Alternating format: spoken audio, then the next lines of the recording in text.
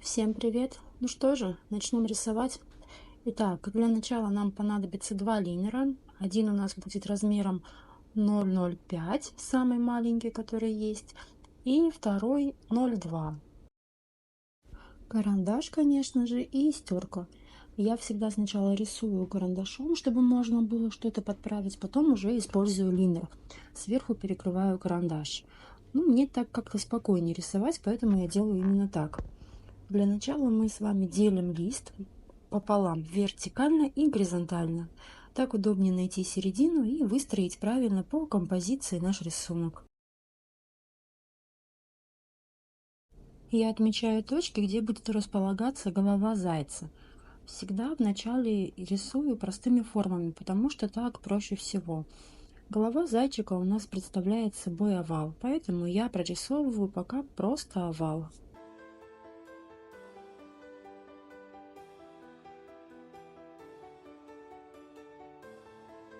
Не надо бояться делать каких-то неправильных линий, это не страшно, потому что у нас есть терка, с помощью которой мы всегда все можем подправить. Теперь внизу ставлю точку, здесь у меня будет заканчиваться тело зайчика, и тело его предоставляет собой тоже овал. Поэтому рисуем овал, но такой больше похожий на форму яйца. Сверху он будет немножечко потоньше, а внизу потолще.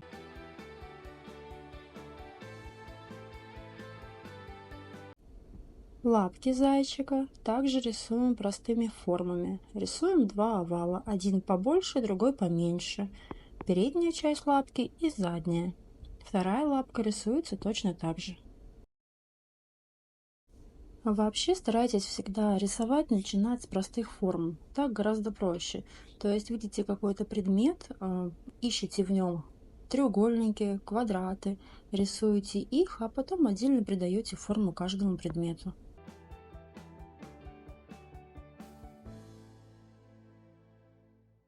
Сейчас я начинаю рисовать яйцо. То же самое, как примерно рисовала тело в зайце.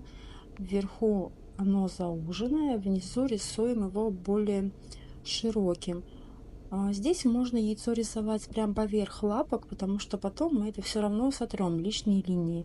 Но когда вы рисуете полностью предмет, перекрывая какие-то другие предметы, у вас тогда будет гораздо меньше искажений в отрисовке этой фигуры. Дальше рисуем лапки. То же самое, простые формы, прямоугольник и овал с одной стороны и с другой.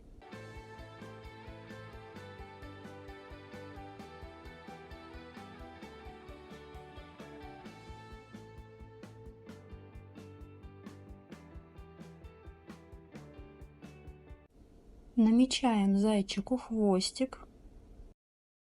С правой стороны я хочу расположить несколько яичек. Они будут разной формы, разного размера и будут направлены также в разные стороны. Так будет смотреться немножечко поинтереснее.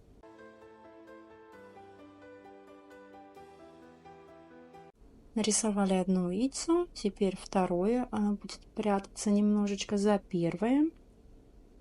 И рисуем третье. Третье у нас будет на переднем плане, поэтому оно будет закрывать собой все остальные яйца.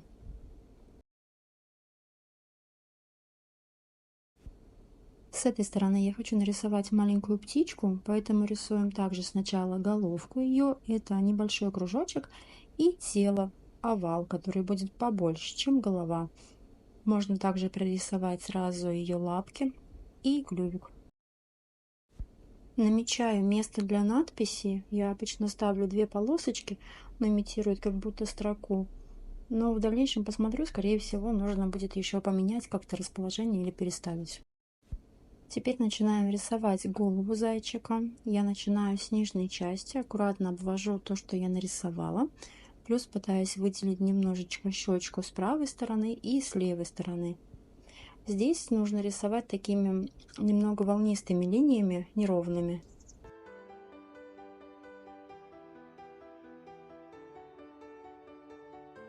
И рисуем носик, такой маленький-маленький треугольничек. Ну, как галочка, знаете, можно даже так нарисовать. И сверху небольшую такую палочку. Продолжаем дальше рисовать. Здесь я намечаю дальше глаз и дальше шерсть. опять такими же неровными полосочками.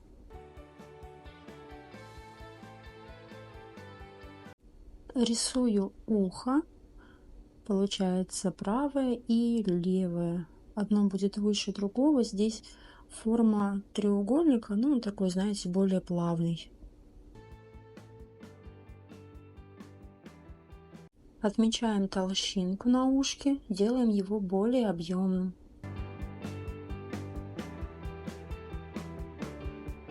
Теперь начинаю рисовать второе ухо. То же самое, это будет такой плавный-плавный треугольник.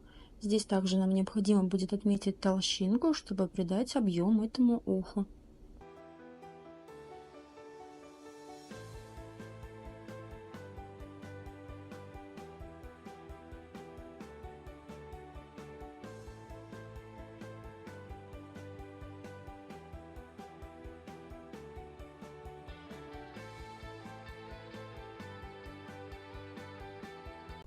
Теперь я посмотрела и решила, что все-таки полосочки для текста я нарисовала очень низко.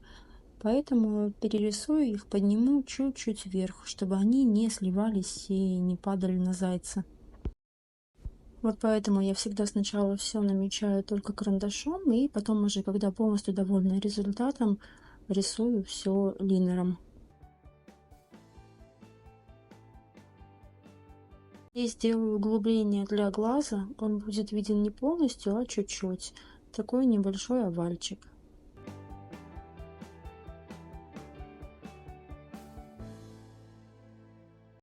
Теперь рисуем глаз с другой стороны. Он здесь будет более такой вытянутый и похож в какой-то степени на капельку.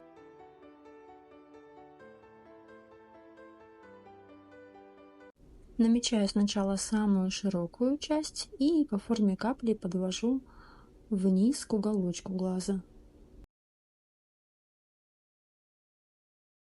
Теперь рисую зрачок, радужную оболочку и обязательно оставляем место под блик.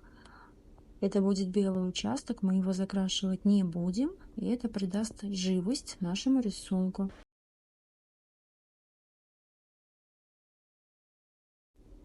Теперь начинаю уточнять все формы, которые рисовала до этого. Прорисовываю лапу, придаю ей форму, соединяю два овала. Прорисовываю небольшими овальчиками пальцы. И продолжаю дальше такими же опять волнистыми линиями формировать небольшую шерсть. Теперь намечаю усики. Когда рисуете усики, вы отрываете резко руку, не надо вести руку очень аккуратно, осторожно, вырисовываете усы. Они тогда будут у вас очень плотными и не похожи на реалистичные. Будут такие большие толстые полоски. А если будете резко отрывать руку, то это будут прям как раз волосинки, у которых кончики будут узкие.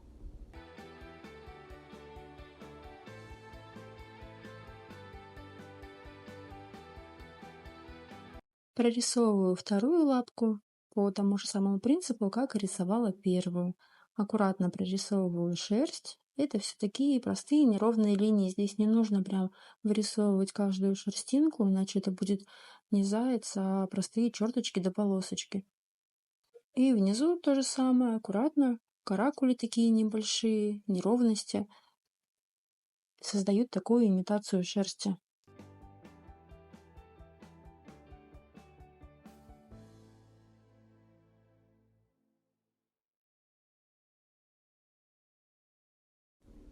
На пузике добавляю немного шерсти, чтобы показать, что все-таки это заяц, он у нас пушистый.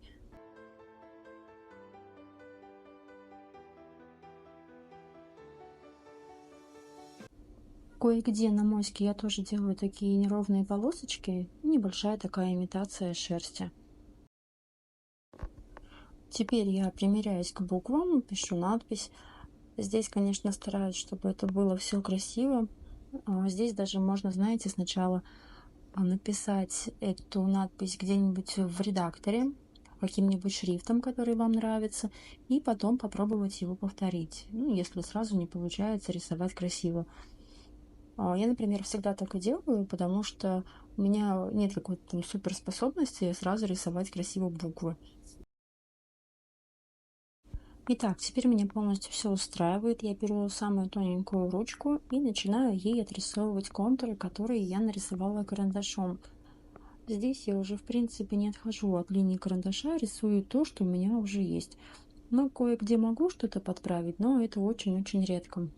Здесь также я рисую линии прерывистые, линии коротенькие, которые имитируют небольшую шерсть.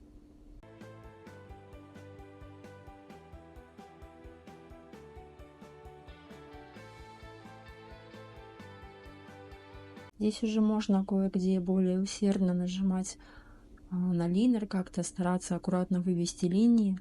Но иногда, знаете, когда линии выглядят немножечко неровно, это придает какую-то живость. И поэтому в некоторых своих рисунках я намеренно делаю линии неровными, кривыми, там, прерывистыми. Так смотришь и видно, что линия живет.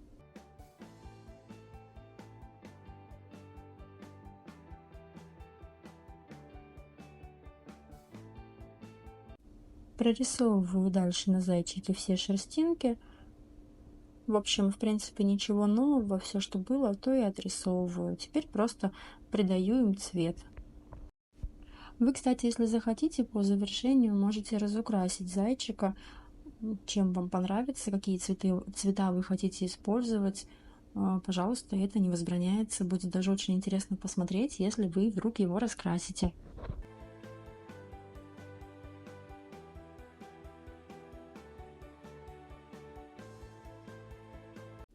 Над глазом я стараюсь делать короткие линии, часто отрывать руку, и линии разнообразные по размеру, чтобы они не выглядели как запол.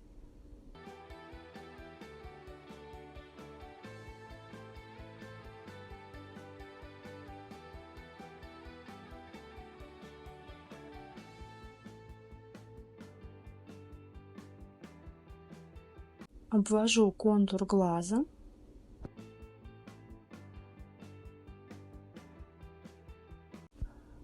Потом обвожу сам глаз, контур, обвожу блик. Блик я не трогаю, не закрашиваю, закрашиваю вот именно зрачок. Белое должно остаться обязательно, иначе глаз у вас будет не живой.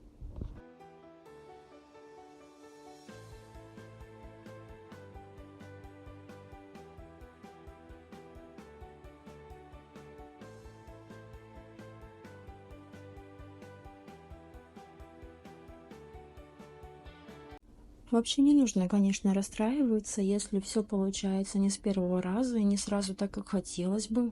Это абсолютно нормально, с этим сталкиваются все и ничего в этом нет. Здесь главное не бросать, тренироваться, рисовать больше, больше. Все приходит всегда с опытом.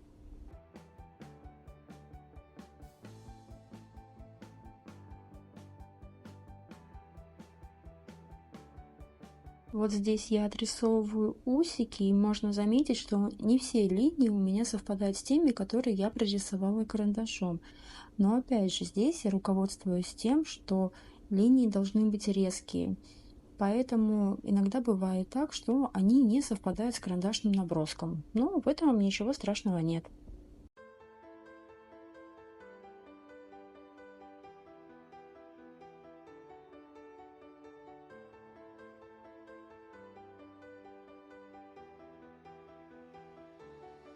Прорисовываю лапку, пальчики, шерсть. Кое-где такой небольшой штриховочкой показываю, что шерсть есть еще на лапе. На яйце я решила добавить украшения просто в форме кружочков. Если у вас есть желание разукрасить как-то по-другому, добавить какие-то другие элементы, пожалуйста, никто не против, делайте как вам нравится.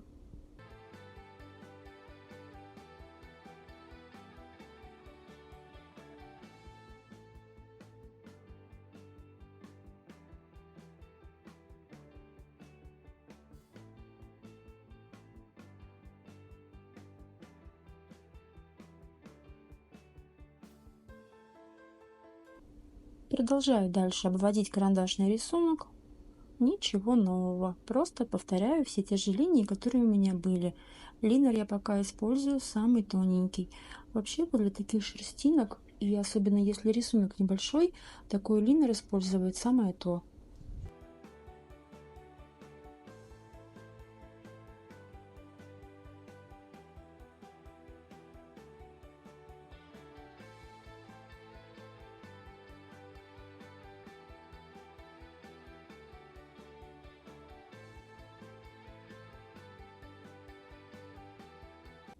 Теперь я обвожу контуры яиц. Здесь я их рисую плотно, ровной линией. И уже стараюсь обвести их правильно, показать, что переднее яйцо прикрывает два остальных. Рисую птичку, и здесь я не делаю грани между головой и телом. Я просто обвожу эти части, и получается у нас вот такая вот курносая птичка. Отрисовали глазик, румянец небольшой, крылышко и лапки. Крылышко, кстати, это тоже форма капельки.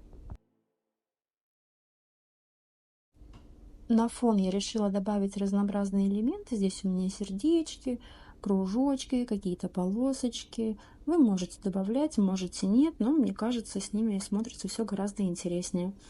Плюс внизу я добавляю такую небольшую штриховку. Это как своеобразная тень. То есть она показывает, что зайчик и предметы, они у нас стоят, а они летают в воздухе. На яйца я тоже добавляю различные рисунки. Здесь также, как хотите, можете на свой вкус и цвет.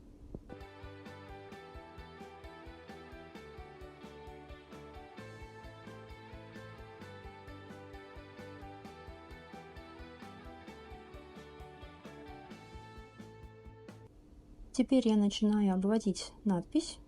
Стараюсь вести здесь уже ровно по контурам, чтобы было красиво и никуда не вылезла, не наделать там никаких разнообразных каракуль.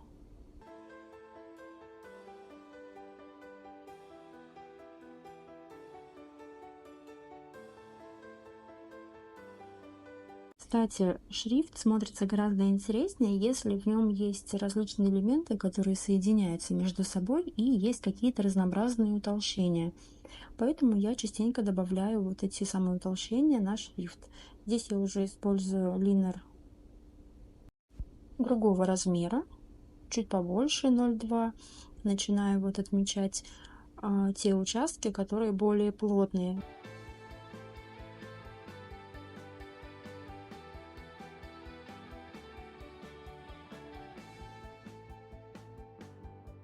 Поэтому я вот отметила на яйцах и немножечко на лапках.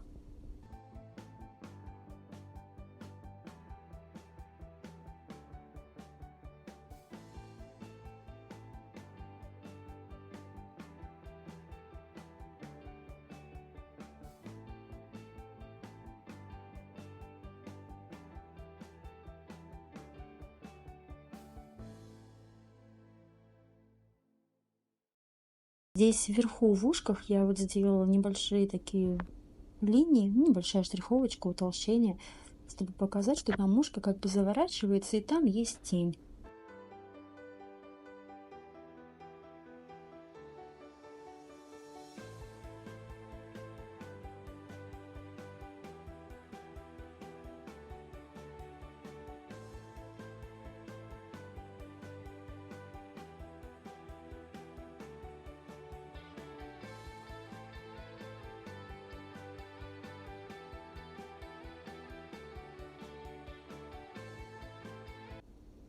Теперь я начинаю утолщать некоторые буквы, делаю толстыми не все, а только некоторые грани, которые я считаю необходимыми.